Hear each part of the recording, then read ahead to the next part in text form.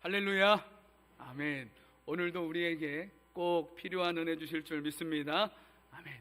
우리는 모두 인생이라는 집을 짓는 건축가들입니다. 건축은 인간 문명의 상징이기도 하죠. 최근에 완공된 스페인의 사그라다 파밀리아 성당, 여러분 아마 뉴스로 한번 보셨을 것 같은데요, 건축가 안토니 가우디가 설계했다고 해서 가우디 성당이라고도 불리우는데요, 화려하고 웅장하고 대단한 건축물임은 틀림없을 겁니다. 하지만 그렇게 세계적인 건축물까지는 아니더라도 우리 집을 한번 생각해 볼까요? 집 한 채를 짓기 위해서는 수많은 과정이 필요합니다. 아무리 이제 공사 시작한다고 착공식을 성대하게 치러도 막 폭죽 터뜨리고 5단 케이크 잘라도 이런 건축의 과정이 없으면 집은 지어질 수가 없습니다. 튼튼한 기초를 놓아야 하고 좋은 재료를 선택해야 하고 마지막 검사까지 통과해야 합니다. 겉모습이 아무리 아름다워도 기초가 약하고 사용된 재료가 부실하면 오래 버티지 못하고 무너지기 때문입니다. 우리나라도 예전에 1994년, 1995년 여러분 기억하십니까? 성수대교가 무너졌을 때, 삼풍백화점이 붕괴됐을 때 그 가슴 아픈 기억이 있지 않습니까? 건축은 결국 눈에 보이지 않는 것이 눈에 보이는 것을 결정하는 작업인 거죠. 여기에는 분명 시간과 노력이 필요하겠죠. 우리의 믿음도 마찬가지입니다. 오늘 본문에서 사도 바울은 우리 모두를 건축자라고 부르고 있습니다. 특별히 자신을 지혜로운 건축자라고 소개하고 있는데요, 본문 10절 말씀 우리 같이 한번 읽어볼까요? 시작. 내게 두신 하나님의 은혜를 따라 내가 지혜로운 건축자와 같이 터를 닦아 두었다. 아멘. 여러분, 여기서 건축자라는 말은 헬라어 아르키텍톤이라는 이제 단어를 썼는데요, 여기서 같은 의미의 영어 단어 아르키텍트, 발음 괜찮았습니까? 이 단어가 나왔습니다. 그런데 바울이 말하는 건축가는 지금 단순한 벽돌을 쌓는 숭례원공 기술자 정도가 아닙니다. 건축 전체를 설계하고 감독하는 마스터빌더, 총감독을 의미하고 있는 거예요. 하나님께서 오늘 말씀을 통해 우리에게 질문하고 계십니다. 너는 지금 너의 인생을, 너의 믿음을 어떻게 건축하고 있느냐? 우리 모두는 때가 이르면 하나님 앞에 설 텐데 부실공사, 부실기업이라는 말이 있는 것처럼 부실 성도 되지 마시고 오늘 말씀을 통해 지혜로운 건축가로 믿음의 집 잘 지어서 주님 부르시는 그날 영광의 면류관 받는 하나님의 사람들 다 되시기를 축복합니다. 아멘. 자, 그렇다면 지혜로운 건축가는 믿음의 집을 어떻게 지어야 할까요? 오늘 세 가지로만 한번 나눠봤으면 좋겠는데, 첫째, 저를 한번 따라해 주시겠습니까? 지혜로운 건축가는 기초를 분명히 합니다. 지혜로운 건축가는 기초를 분명히 합니다. 네. 여러분, 세계 7대 불가사의 중 하나로 알려진 피사의 사탑 기억하십니까? 피사의 사탑은 이탈리아 토스카나주 피사시의 대성당 옆에 있습니다. 사실 이 건축물이 유명하게 된 이유는 아름다움 때문에 그런 것은 아니었습니다. 우리가 잘 알고 있듯이 기울어져 있으면서도 쓰러지거나 붕괴되지 않는 것이 화제거리가 되었죠. 그래서 진짜 유명해야 되는 본 건물이 피사 대성당이지만 그것보다도 부수적인 건물인 이 종탑이 더 유명해지게 됐다는 거예요. 그런데 여러분, 이 피사의 사탑이 세계에서 정말 유명한 부실공사의 대명사라는 사실을 알고 계셨습니까? 원래 이 탑은 처음부터 비스듬히 세워진 것은 아닙니다. 만일 그랬다면 정말 그 시대에 정말 대단한 건축이 되었을 거예요. 근데 지금 그게 아니라고 말씀드리는 거죠. 역사적으로 이 탑은 1173년에 공사가 시작되었는데요, 처음에는 반듯하게 똑바로 시작되었습니다. 그런데 3층을 채 올리기도 전에 건물이 기울기 시작했습니다. 알고 봤더니 원래 피사 지방의 땅이 습지, 늪이어서 집안 자체가 무른 진흙이었던 데다가 이 피사라는 이름의 뜻 자체가요, 습지라는 뜻을 가지고 있대요. 높은 건축을 계획하면서도 지면 아래로는 고작 3m밖에 깊이를 파지 않아서 하중을 견딜 수가 없었던 거죠. 그것이 원인이었습니다. 실제로 설계도 기초 공사도 엉망이었다는 말이에요.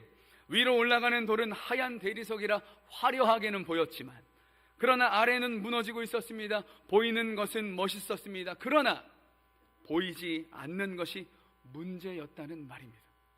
결국 1372년 199년 만에 지금의 8층 건물이 완공되긴 했지만 이후에도 탑은 계속해서 기울어져 갔습니다. 그러다가 1900년대에 와서야 다시 대대적인 보수 작업이 행해져서 2001년에 드디어 완료된 거죠. 어떤 건물이든 기초가 튼튼해야 무너지지 않습니다. 건물의 기초는 그 건축물의 안정성과 내구성을 결정하니까요. 그렇기 때문에 기초를 잘 닦는 것은 더할 나위 없이 중요한 일입니다. 사실 기초만 튼튼히 준비된다면 건물은 순식간에 올라가게 되어 있습니다. 우리나라에서 그래도 유명한 건축물이라고 하면 예전에 높이 솟았던 여의도의 63빌딩 아닙니까? 제가 유치원 때 63빌딩 아쿠아리움을 소풍 갔는데 네, 63빌딩이 근데요, 이 기초공사만 3년이 걸렸습니다. 지금까지도 안전하게 보이지 않습니까? 당시 건축자들도 이 성경 속의 당시의 말입니다. 가장 큰 문제는 기초석을 찾는 일이었습니다. 지금처럼 공사 기술이 발전해서 그 기초석을 어떻게 만드는 것도 아니라 그 당시에는 땅을 파서 단단한 안반을 만났을 때에야 이 주춧돌, 이것을 사용해서 건물을 지을 수 있었다는 거죠. 믿음의 집 역시 같습니다. 바른 기초 위에 세워야 안전하게 지어질 수 있는 줄 믿습니다. 그렇다면 오늘 사도 바울이 말하는 바른 기초가 무엇일까? 오늘 본문 11절 말씀 우리 함께 읽어봅니다. 시작. 이 닦아둔 것 외에 능히 다른 터를 닦아둘 자가 없으니 이 터는 곧 예수 그리스도라. 아멘. 여러분, 여기서 터라는 단어는 건물 전체를 지탱하는 기초석을 의미합니다.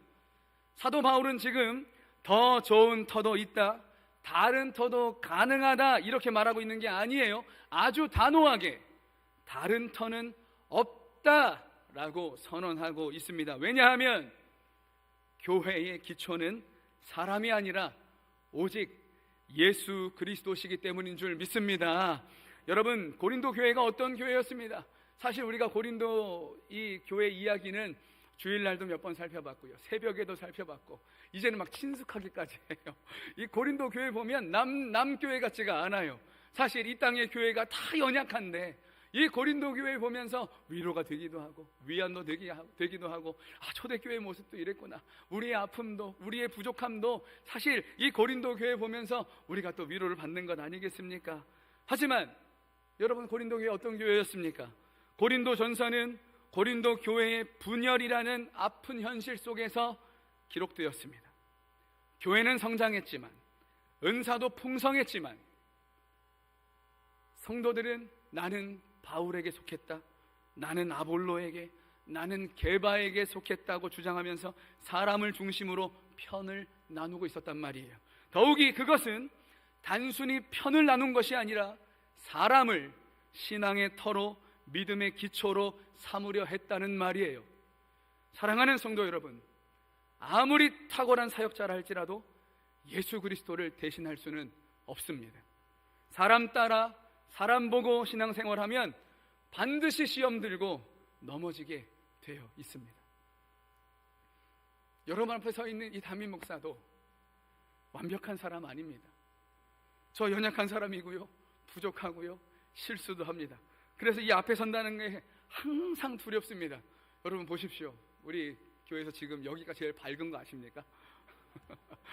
하나님 앞에서 진짜 발가벗겨진 기분이에요. 그러니까 제가 대충 할 수 있겠습니까? 그럴 수가 없더라고요. 제가 누군가를 생각하면서 제가 무슨 죄를 지을 수 있겠습니까? 아니요. 하나님 앞에 정말 다 드러나는 게 이 자리니까. 제가 이거 왜 입고 있는지 여러분 아십니까? 이 가운, 사실 이거 생각보다 무겁고요, 엄청 덥습니다. 이 땀이 지금 막 안에 나고 있는데, 근데 어느 날 제가 거울에 비친 저의 모습을 보면서 화들짝 놀랐던 적이 있습니다. 제가 옷에 신경 쓰고 있더라고요.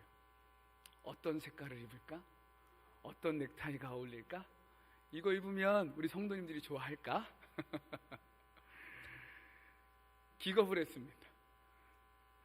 이거 생각하고 있는 제 자신이 하나님 앞에 부끄러웠다는 거예요. 그러면 제 마음속에 들리는 음성, 하나님이 주시는 음성, 야, 그럴 때 설교 준비나 더 하지, 말씀이나 더 묵상하지, 뭐 하고 있어? 솔직히 부목사 시절에는 제가 몰랐습니다. 그런데 담임 목사의 자리에 있어 보니 내가 드러나는 순간, 내가 드러나는 것이 오히려 하나님의 영광을 가릴 수도 있겠구나. 입자, 가리자. 이거 입고 나니까요, 얼마나 마음이 편한지.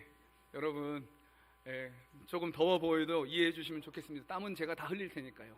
네, 이해해 주시면 좋겠습니다. 여러분, 다시 한번 강조합니다.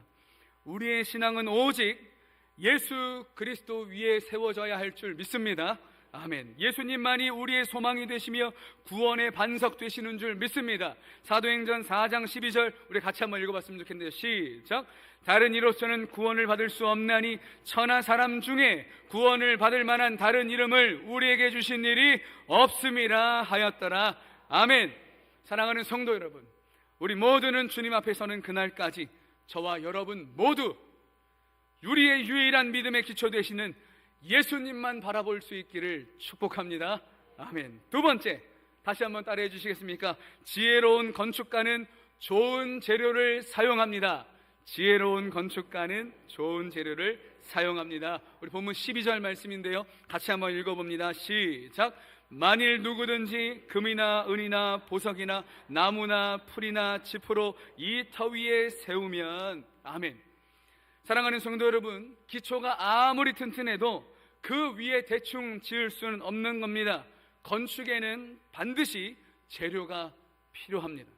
더욱이 같은 건물이라도 어떤 재료를 사용하느냐에 따라서 건물의 수명이 달라지기도 합니다. 바울은 오늘 본문에서 6가지 재료를 말합니다.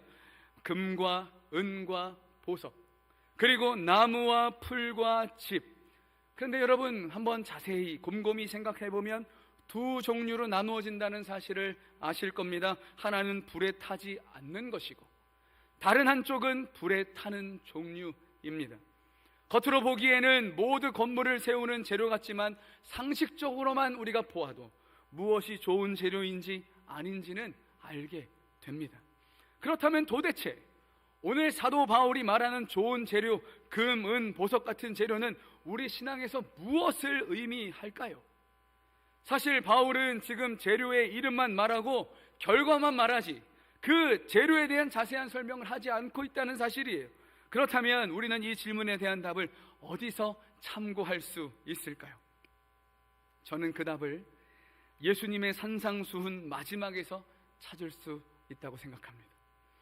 예수님께서는 마태복음 7장 마지막에서 똑같이 건축의 비유를 말씀하십니다. 많은 사람들이 이 본문을 읽으면서 반석 위에 집을 지으라는 말씀으로 기억하죠. 물론 그것도 틀린 해석은 아닐 겁니다. 그러나 예수님께서 그 말씀에서 정말 강조하시는 것은 반석 자체가 아니었습니다.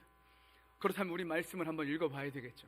마태복음 7장 24절 26절 이어서 한번 읽어봅니다. 시작. 그러므로 누구든지 나의 이 말을 듣고 행하는 자는 그 집을 반석 위에 지은 지혜로운 사람 같으리니. 26절이요. 나의 이 말을 듣고 행하지 아니하는 자는 그 집을 모래 위에 지은 어리석은 사람 같으리니. 아멘. 여러분, 예수님께서 지금 반복하시는 말은 반석이 아닙니다. 듣고 행하는가?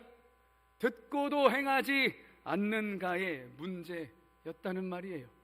이것이 바로 산상수훈의 결론이었습니다. 생각해보면 마태복음의 예수님의 비유 속 두 사람은 참 많이 닮아 있습니다. 둘 다 집을 지었습니다. 둘 다 예수님의 말씀을 들었습니다. 둘 다 믿음이 있는 것처럼 보였습니다. 그러나 한 사람은 믿음을 삶으로 옮겼고 다른 한 사람은 말씀을 귀로만 들었습니다. 차이는 바로 듣고 행하는 순종에 있었습니다. 즉 우리의 믿음의 집을 짓는 데 있어 좋은 재료는 바로 하나님의 말씀에 따라 순종하는 신앙생활인 줄 믿습니다. 물론 우리 모두는 순종이라는 행위로 구원받는 것은 아닙니다. 우리는 오직 은혜로, 오직 믿음으로, 오직 예수 그리스도 안에서 구원을 받습니다. 그러나 참된 믿음은 반드시 하나님의 말씀을 따라 삶 속에서 순종이라는 열매를 맺는 줄 믿습니다. 아멘. 여러분, 고린도 교회는 어땠습니까? 예수님을 믿고 성령의 은사도 받았지만 사실 여전히 그들을 움직이는 삶의 원리는 세상에 있었습니다. 그들이 살아온 삶의 노하우, 세상의 일반적인 지식과 철학, 그런 삶과 행위의 틀을 벗어나지 못하고 그것들을 교회 안으로까지 끌고 들어왔다는 말이에요. 사랑하는 성도 여러분, 금과 은과 보석은 하루아침에 만들어지지 않습니다. 오랜 시간 깊은 곳에서 만들어지는 거죠. 순종도 그렇습니다. 하루아침에 이루어지는 것이 아닙니다. 오늘 말씀 앞에서 내가 한 걸음 순종하고, 내일도 그 말씀 앞에서 한 걸음 더 순종하고, 그렇게 매일매일의 작은 순종이 모여서 믿음의 집을 세워가는 겁니다. 결국 믿음의 집을 짓는 좋은 재료는 예수 그리스도라는 좋은 기초 위에서 하나님의 말씀이 그들의 삶의 원리가 되고, 내 삶이 그 안에서 사라질 때, 살아낼 때 믿음의 집은 더욱 견고히 세워지는 줄 믿습니다. 자, 이제 마지막 세 번째입니다. 지혜로운 건축가는 어떻게 믿음의 집을 짓는가? 저를 다시 한번 따라해 주시겠습니까? 마지막 평가를 준비합니다. 마지막 평가를 준비합니다. 사랑하는 성도 여러분, 모든 건축에는 준공검사가 있습니다. 건물이 아무리 아름답게 보여도 마지막 검사를 통과하지 못하면 불완전한 건물이죠. 불법 건물입니다. 설계대로 지어졌는지, 기초는 안전한지, 재료는 적절했는지, 이 모든 것이 확인되어져야 합니다. 바울은 오늘 우리의 믿음도 그와 같다고 말하는 거예요. 13절 말씀인데요, 우리 같이 한번 읽어보죠. 시작. 각 사람의 공적이 나타날 터인데 그날이 공적을 밝히리니 이는 불로 나타내고 그 불이 각 사람의 공적이 어떠한 것을 시험할 것임이라. 아멘. 여러분, 여기서 그날, 이 그날은 성경에서 자주 사용되는 표현입니다. 하나님께서 모든 것을 밝히 드러내시는 마지막 날이에요.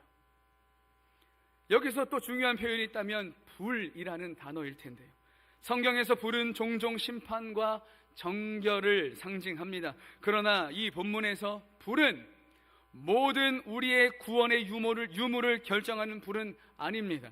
이에 대해 14절, 15절은 분명히 이렇게 말하는데요, 14절 제가 읽고 15절 같이 읽어볼까요? 만일 누구든지 그 위에 세운 공적이 그대로 있으면 상을 받고, 같이요.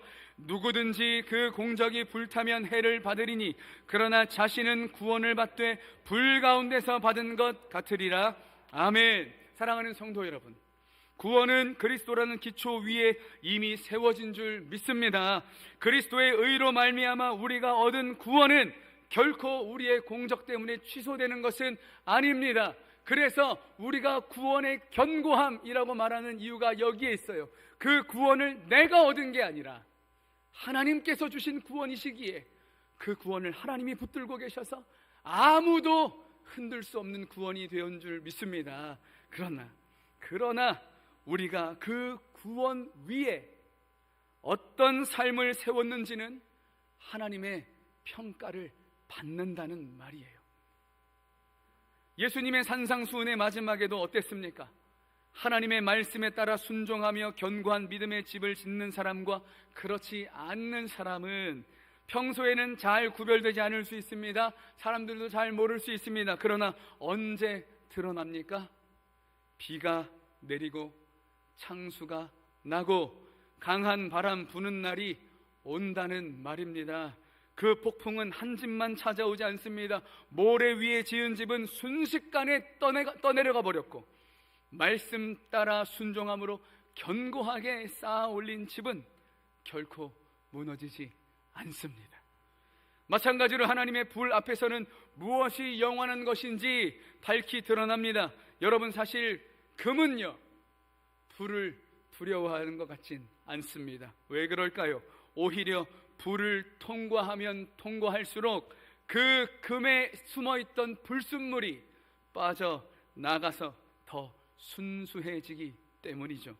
참된 믿음도 그렇습니다. 시험이 믿음을 무너뜨리는 것이 아니라 믿음을 더욱 순전하게, 순수하게, 정금으로 만들어주는 줄 믿습니다. 여러분, 학생들이 시험 때가 되면, 요즘 중고등학생들이 이제 기말고사 기간인 것 같은데요, 우리 대학생 청년들은 벌써 이 시험이 다 끝나서 방학에 또 기쁨이 또 있긴 한데, 여러분, 학생들이 시험 때가 되면 시험 준비 대충 한 학생과 시험 준비 열심히 한 학생의 차이가 무엇인지 아십니까? 물론 둘 다 시험이 좀 쉽게 나왔으면 하는 그런 바람이 있을 수 있겠죠. 하지만 대충 준비한 학생은 무조건 내가 다 아는 그런 문제가 나왔으면 좋겠다 생각하지만, 공부 열심히 한 학생은 어떻습니까? 공부해야만 맞출 수 있는 문제 선생님이 잘 내줬으면 좋겠다. 꼭 제 생각이 그렇다는 건 아닙니다.